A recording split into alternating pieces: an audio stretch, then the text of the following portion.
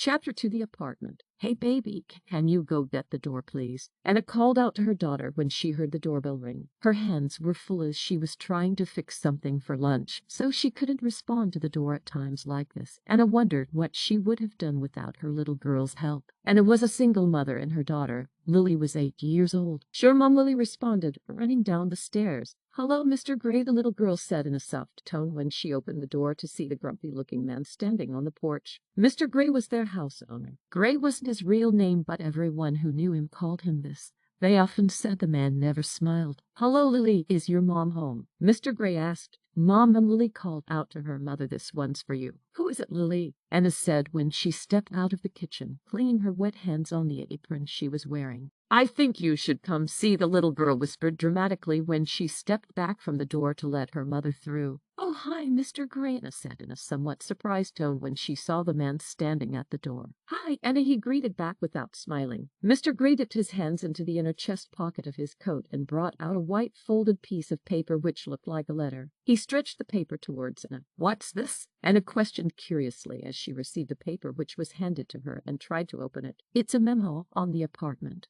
As soon as Mr. Gray said this, Anna's face fell and she stopped trying to open the letter. "A reminder that your rent's due and you have limited time to evacuate the residence," Mr. Gray continued, ignoring the woman's mood switch. "I know, Mr. Gray, but I was hoping you could give me some more time to clear a few things. It's been a bit difficult because of the raise. Finding another apartment isn't so easy either," she said pitifully. "That's why I'm giving you 15 more days, and it seems like enough time to me." But Mr. Gray, Anna tried to speak before the man cut her in. "Anna," he yelled, making the woman shriek in fear. "This was not in the agreement. I'm being lenient." "Now, goodbye," he said harshly, as he slipped his hands into the pocket of his pants and walked away. Dang it," Anna said as she slammed the door angrily when the man was out of sight. "Everything all right, Mom?" Lily hurried in to ask on hearing the loud bang. "I think so," Anna said, without making eye contact with her daughter. She walked back into the kitchen. And it wasn't all right. For weeks she had been trying to find a new apartment. One thing or the other seemed to be wrong with the ones she had found.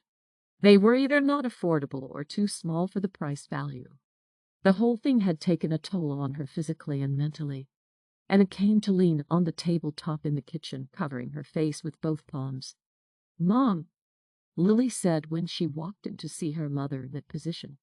Anna didn't hear her daughter walk in. It was the little girl's voice that made her snap back to reality. "Want to go see Aunt Winnie, Lily?"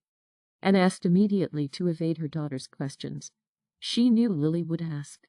The girl was young but yet almost too mature for her age. It seemed like there was nothing Lily did not understand. Well, at least, she wasn't too young to notice whenever her mother was feeling sad.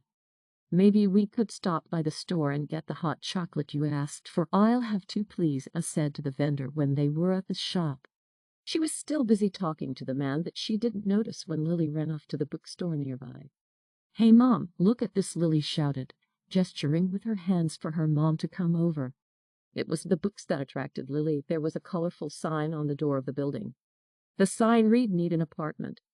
SCNTHIS. Blizzy Code." Anna was slightly infuriated when she noticed the girl had disappeared from her sight.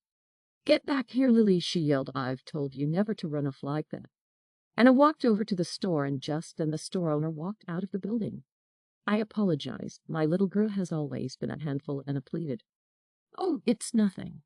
My name's Vivian," the woman said. "And what a smart little girl you have." "Thanks a lot. I'm Anna Duane," Anna said, stretching her hand forward for a handshake with a smile. "Nice to meet you, Anna," Vivian said, receiving the handshake. "Are you looking for an apartment?" she asked. "Oh, yes.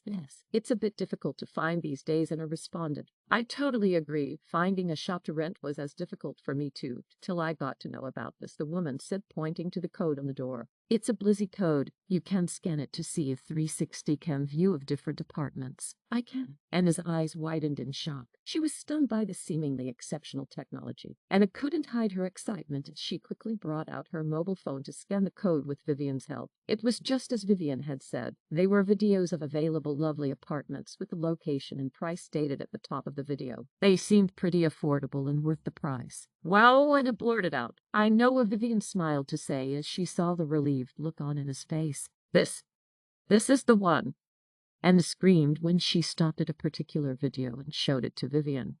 "Come on, Lily, we've got an apartment," she said as she grabbed her daughter by the hand and ran off excitedly. "Thank you," Vivian turned back and waved to the woman before vanishing into the streets.